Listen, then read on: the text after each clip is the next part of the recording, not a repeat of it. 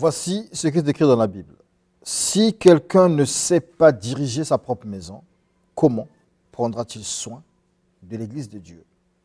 1 Timothée 3, verset 5, on va dire, très bonne interrogation au cœur de la conférence internationale que l'Église de la vie en Jésus-Christ organisera à Brazzaville du 12 au 14 août prochain avec 7 principaux orateurs autour du thème « Le leader et son foyer ». Bonjour, pasteur Ange, bienvenue à Luna.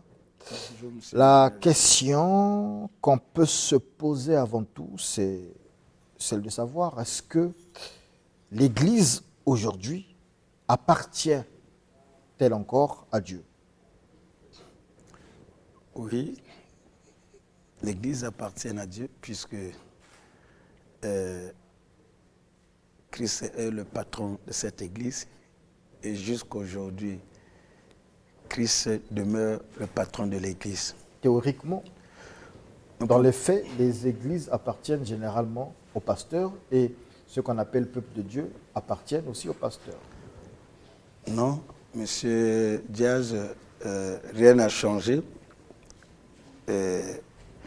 Jésus devant Pierre va dire à Pierre, il dit, sur toi je bâtirai mon église.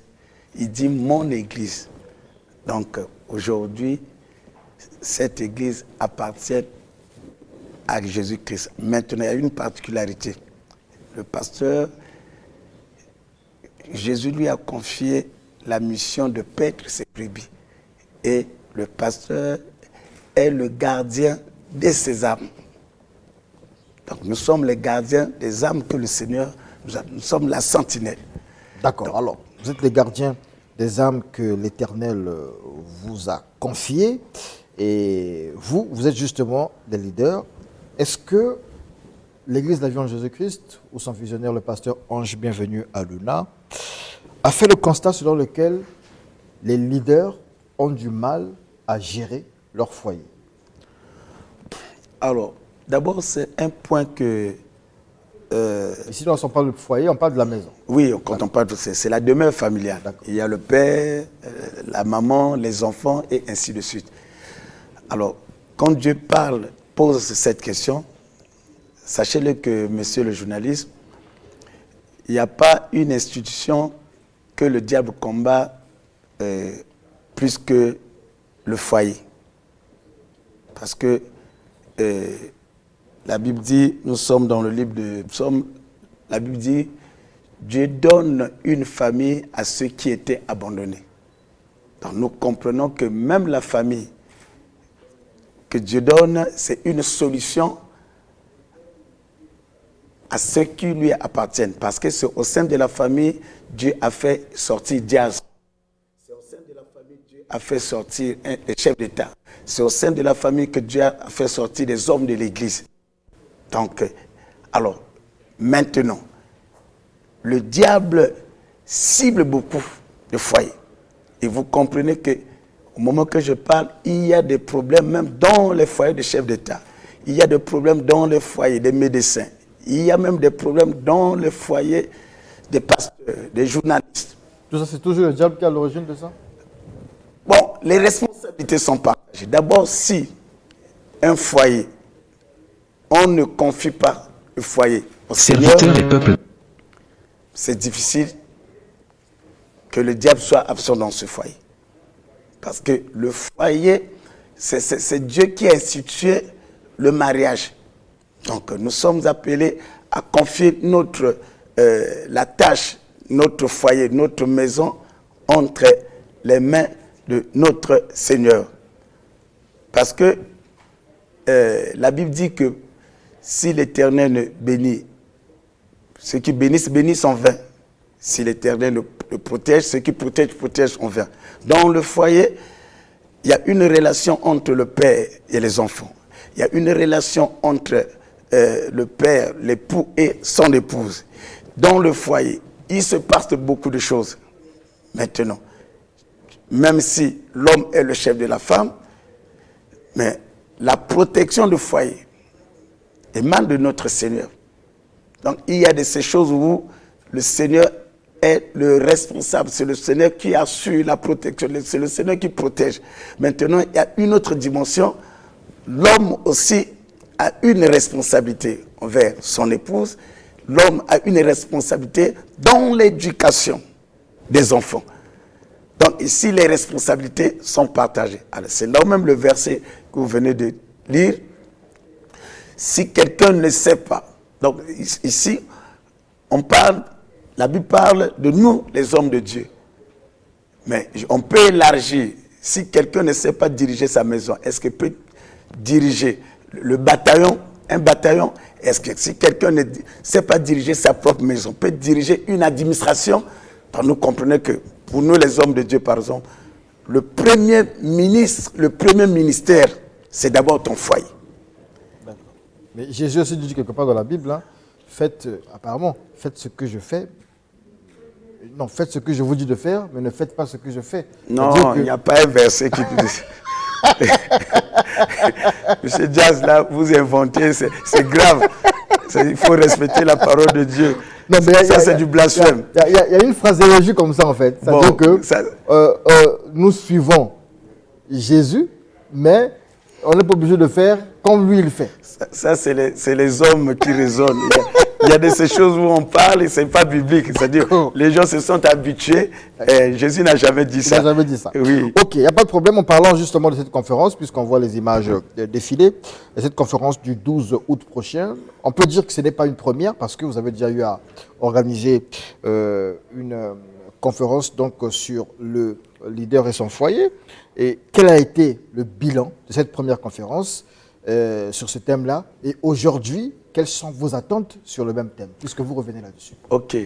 Et lorsqu'on revient, d'abord, c'est le Saint-Esprit qui nous ordonne, c'est le Saint-Esprit qui nous dit de revenir. Alors, la première conférence a eu lieu. On a traité ces thèmes qui sont les plus profonds. Et nous avons, par exemple, les thèmes concernant le sexe dans le foyer. Et nous prenons, nous les hommes de Dieu, il y a des moments où on prend plus de temps à l'église par rapport à nos maisons, à nos foyers. Et on se préoccupe. Ce n'est que normal. Ce n'est que normal. Ce n'est que normal parce que ces choses de la terre, on n'a pas besoin de ça. C'est au ciel que vous aurez ça. Non, mais si c'est ça, on ne devrait pas se marier. D'accord. Si c'est les choses de la terre. Donc, et ce sont les thèmes qu'on a vu aborder. Et l'éducation des enfants, par exemple.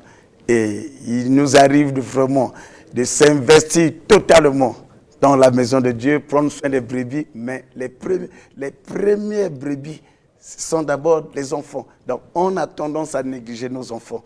Et s'asseoir avec nos enfants et faire une dictée. Alors, donc, ce sont les thèmes qu'on a eu à aborder. Et il y a des mamans, c'est-à-dire les femmes des leaders, des pasteurs, ont aimé beaucoup ce thème. Et elles ont dit vraiment, après la conférence, il y a certains foyers, on a reçu des signes positifs.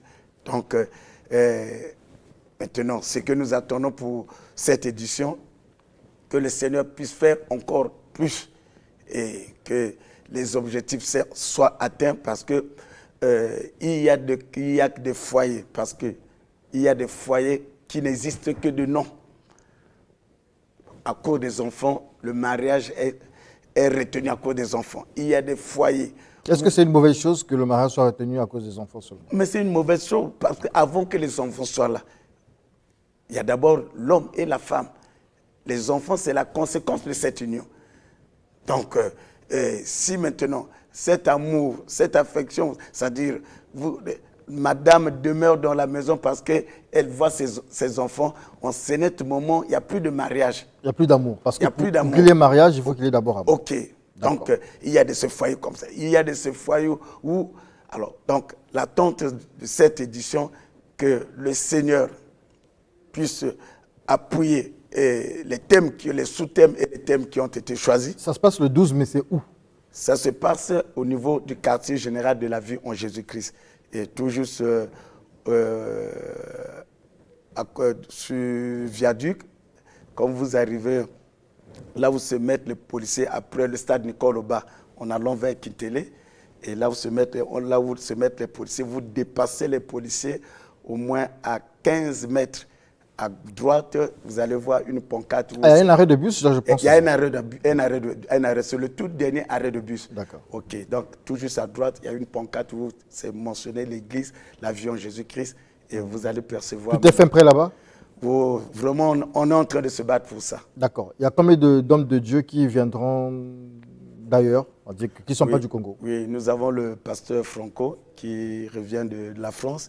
Nous avons le pasteur Landry qui revient du Bénin et d'autres serviteurs.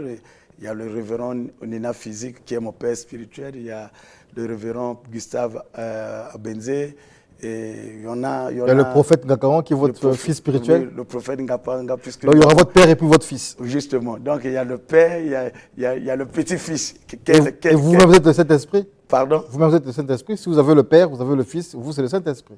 Non, c'est une façon juste de rire. Ne me faites pas dire ce que... Non, je vous taquine juste. Ok, donc vraiment, on sera bénis. Nous avons les plénières les après-midi et le matin, ça serait la conférence. Mais entre-temps, ça ne concerne pas seulement les leaders des églises, ça concerne tout le monde. Tout le monde, les leaders politiques, les leaders sur tous les domaines. Donc, ils sont conviés et afin que nos foyers soient visités par notre Seigneur.